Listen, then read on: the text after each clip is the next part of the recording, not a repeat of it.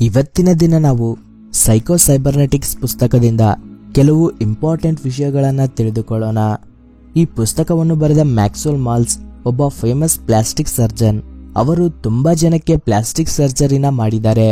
ಅವರ ಅಬ್ಸರ್ವೇಷನ್ ಪ್ರಕಾರ ಅವರು ಪ್ಲಾಸ್ಟಿಕ್ ಸರ್ಜರಿ ಮಾಡಿದ ನಂತರ ತುಂಬಾ ಜನರ ಜೀವನ ಬದಲಾಗಿದ್ದಾವೆ.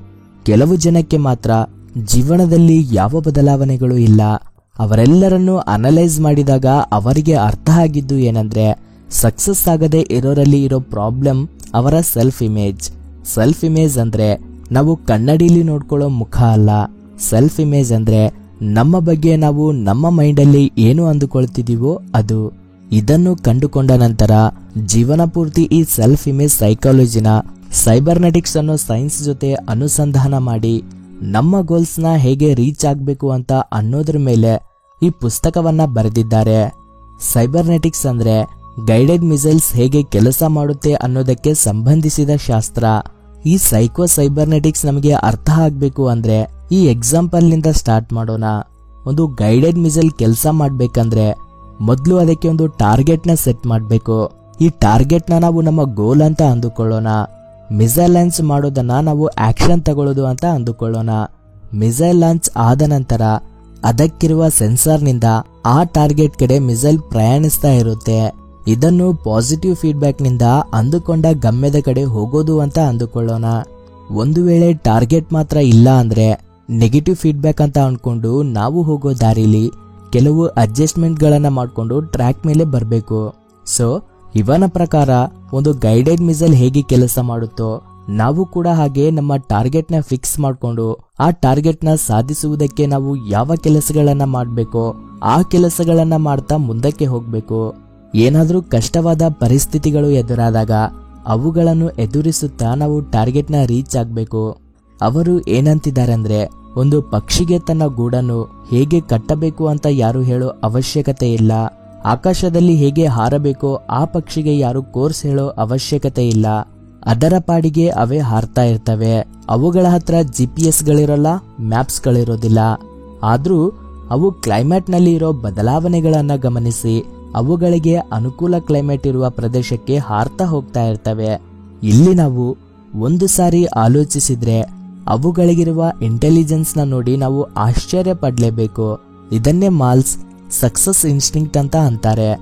ಸಕ್ಸಸ್ ಇನ್ಸ್ಟಿಂಕ್ಟ್ ಅಂದ್ರೆ ನಮ್ಮೆಲ್ಲರಿಗೂ ನಮ್ಮ ಒಳಗಡೆ ಇರುವ ಬುದ್ಧಿವಂತಿಕೆಯ ಗುಣ. ಅದು ಪಕ್ಷಿಗಳಿಗೆ, ಜಂತುಗಳಿಗೆ ಮಾತ್ರನೇ ಅಲ್ಲ, ನಮ್ಮ ಮನುಷ್ಯರಲ್ಲೂ ಕೂಡ ಎಲ್ಲರಲ್ಲೂ ಇರೋ ಸಹಜವಾದ ಗುಣ. ದೀಪಕ್ ಚೋಪ್ರಾ ಒಂದು ವಿಡಿಯೋದಲ್ಲಿ ಒಂದು ಮಾತು ಹೇಳಿದ್ರು, ಹಲ್ಲು ಬೆಳಿಬೇಕು ಅಂತ ಅಂದುಕೊಳ್ಳುವುದಿಲ್ಲ, ಅದು ಬೆಳೆಯುತ್ತದೆ. ಮೀನು ಈಜಬೇಕು ಅಂತ ಅಂದುಕೊಳ್ಳೋದಿಲ್ಲ, ಅದು ಈಜುತ್ತದೆ. ಹೂವುಗಳು ಪರಿಮಳ ಬೀರ್ಬೇಕು ಅಂತ ಅಂದುಕೊಳ್ಳುವುದಿಲ್ಲ, ಅವು ಪರಿಮಳ ಬೀರ್ತವೆ. ಅವೆಲ್ಲ ಅವುಗಳಿಗೆ ಇರುವ ಸಹಜವಾದ ಗುಣ. ಅದೇ ವಿಧಾನವಾಗಿ ನಮ್ಮಲ್ಲಿಯೂ ಕೂಡ ಅಂದುಕೊಂಡ್ರೆ ಸಾಧಿಸುವ ಗುಣ ಇದೆ. ಅದು ನಮ್ಮೆಲ್ಲರಲ್ಲೂ ಇದೆ. ಯಾರು ಸಕ್ಸಸ್ ಆಗ್ತಾರೋ ಅವರು ಅದನ್ನ ತಿಳಿದುಕೊಂಡು ಅದನ್ನ ಉಪಯೋಗಿಸ್ತಾರೆ. ನಮ್ಮ ಆಲೋಚನೆಗಳು ಕಡಿಮೆ ಇದ್ರೆ ನಾವು ಸಾಧಿಸೋದು ಕೂಡ ಕಡಿಮೆನೇ ಇರುತ್ತೆ. ನಾವು ಏನಾದ್ರೂ ಸಾಧಿಸಬೇಕಂದ್ರೆ ಮೊದಲು ಅದನ್ನ ನಾವು ಸಾಧಿಸಿದ ಹಾಗೆ ಒಂದು ಮೆಂಟಲ್ ಪಿಕ್ಚರ್ ನ ಕ್ರಿಯೇಟ್ ಮಾಡ್ಕೋಬೇಕು. ಅದನ್ನ ಇಮ್ಯಾಜಿನೇಷನ್ ಅಂತಾರೆ. ನಾವು ಒಂದು ಸಾರಿ ಇಮ್ಯಾಜಿನ್ ಮಾಡ್ಕೊಂಡು ಅದು ನಮ್ಮ ಸಬ್ ಕಾನ್ಸಿಯಸ್ ಮೈಂಡ್ ಅಲ್ಲಿ ಸ್ಟೋರ್ ಆಗಿ ಆಟೋಮೆಟಿಕ್ ಆಗಿ ನಾವು ಮಾಡೋ ಪ್ರತಿ ಕೆಲಸದಲ್ಲೂ ನಮ್ಮನ್ನ ಮೋಟಿವೇಟ್ ಮಾಡುತ್ತೆ. ಮಾಲ್ಸ್ ಏನಂತಾರಂದ್ರೆ, ನಮ್ಮ ಸಬ್ ಕಾನ್ಸಿಯಸ್ ಮೈಂಡ್ಗೆ ನಾವು ಮೈಂಡ್ ಅಲ್ಲಿ ಅಂದುಕೊಳ್ಳೋದಕ್ಕೂ ರಿಯಾಲಿಟಿಗೂ ವ್ಯತ್ಯಾಸ ಗೊತ್ತಿಲ್ಲ ಅಂತ. ಸೊ ನಮಗೇನಾದ್ರೂ ನಡಿಬೇಕು ಅನ್ಕೊಂಡ್ರೆ ನಾವು ಅದನ್ನ ಮೈಂಡ್ ಅಲ್ಲಿ ಇಮ್ಯಾಜಿನ್ ಮಾಡ್ಕೊಳ್ಬೇಕು. ಅದಕ್ಕೆ ಅವರು ಕೊಡೋ ಅಡ್ವೈಸ್ ಏನಂದ್ರೆ, ನಾವು ಸಕ್ಸಸ್ ಆಗಿರೋ ಹಾಗೆ ಇಮ್ಯಾಜಿನ್ ಮಾಡ್ಕೊಂಡು ಪ್ರತಿದಿನ ಒಂದು ಅರ್ಧ ಗಂಟೆವರೆಗೂ ನಮ್ಮ ಇಮ್ಯಾಜಿನೇಷನ್ ಅಲ್ಲಿ ಆ ಕೆಲಸವನ್ನ ಸಾಧಿಸಿದ್ದೀವಿ ಅನ್ನೋ ರೀತಿ ಇಮ್ಯಾಜಿನ್ ಮಾಡ್ಕೋಬೇಕು. ನಾವು ಯಾವ ರೀತಿ ಪರ್ಸನಾಲಿಟಿಗೆ ಬದಲಾಗಬೇಕು ಅಂತ ಅಂದುಕೊಳ್ತಿದೀವೋ ಹಾಗೆ ಬದಲಾಗಿದ್ದೀವಿ ಅಂತ ಅಂದುಕೊಳ್ಬೇಕು. ನಮ್ಮಲ್ಲಿ ನಾಚಿಕೆ, ಭಯ ಅನ್ನೋದು ಇದ್ರೆ ಅವೆಲ್ಲ ಹೋಗಿ ನಾವು ಒಳ್ಳೆಯ ಕಮ್ಯುನಿಕೇಶನ್ ಸ್ಕಿಲ್ಸ್ ನ ಡೆವಲಪ್ ಮಾಡ್ಕೊಂಡಿದ್ದೇವೆ ಅಂತ ಫೀಲಿಂಗ್ಸ್ ನ ಏರ್ಪಡಿಸಿಕೊಳ್ಬೇಕು. ನಿಮ್ಮಲ್ಲಿ ಭಯ, ಕೋಪ ಈ ರೀತಿ ಫೀಲಿಂಗ್ಸ್ ಇದ್ರೆ ನಾವು ಪ್ರಶಾಂತವಾಗಿ, ಕಾನ್ಫಿಡೆಂಟ್ ಆಗಿ, ಧೈರ್ಯವಾಗಿ ಬದಲಾದ ಹಾಗೆ ನಮ್ಮನ್ನು ನಾವು ಇಮ್ಯಾಜಿನ್ ಮಾಡ್ಕೊಂಡು ಈ ಮೆಸೇಜ್ ಎಲ್ಲ ನಮ್ಮ ಸಬ್ ಕಾನ್ಸಿಯಸ್ ಮೈಂಡ್ಗೆ ಕೊಡ್ತಾ ಇರಬೇಕು. ಇದನ್ನೇ ಪಾಸಿಟಿವ್ ಫೀಡ್ಬ್ಯಾಕ್ ಅಂತ ಅಂತಾರೆ. ನಾವು ಹೀಗೆ ಮಾಡೋದ್ರಿಂದ ನಮ್ಮಲ್ಲಿ ನಾವು ಹೊಸ ಮೆಮೊರಿನ ಫಾರ್ಮ್ ಮಾಡಿ ನಮ್ಮಲ್ಲಿರುವ ಹಳೆಯ ಡೇಟಾನ ಹೊಸ ಡೇಟಾದಿಂದ ರೀಪ್ಲೇಸ್ ಮಾಡ್ತೀವಿ. ಇವೆಲ್ಲ ಮಾಡೋದ್ರಿಂದ ನಮಗಂತ ಒಂದು ಸೆಲ್ಫ್ ಇಮೇಜ್ ರೆಡಿ ಮಾಡ್ಕೊಳ್ತೀವಿ. ಇದನ್ನ ಕೆಲವು ದಿನಗಳ ಕಾಲ ಪ್ರಾಕ್ಟೀಸ್ ಮಾಡಿದ್ರೆ ನಾವು ಅಂದುಕೊಂಡ ವಿಧಾನದಲ್ಲಿ ಬದಲಾಗಬಹುದು.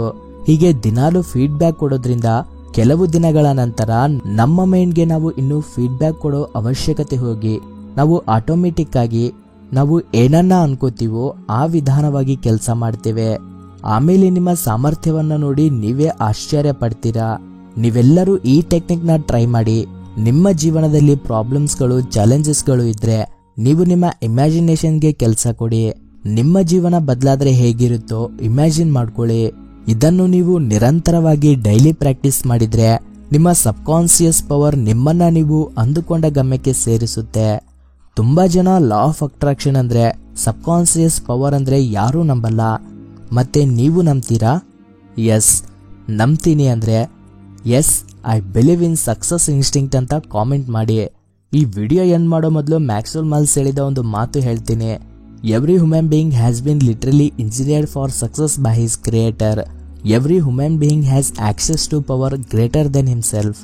ಈ ಪುಸ್ತಕದಲ್ಲಿ ಇನ್ನೂ ತುಂಬಾ ಐಡಿಯಾಸ್ ಅಂಡ್ ಟೆಕ್ನಿಕ್ಸ್ ಇದಾವೆ.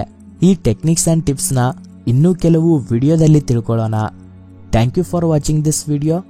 ಜೈ ಹಿಂದ್, ಜೈ ಕರ್ನಾಟಕ ಮಾತೆ.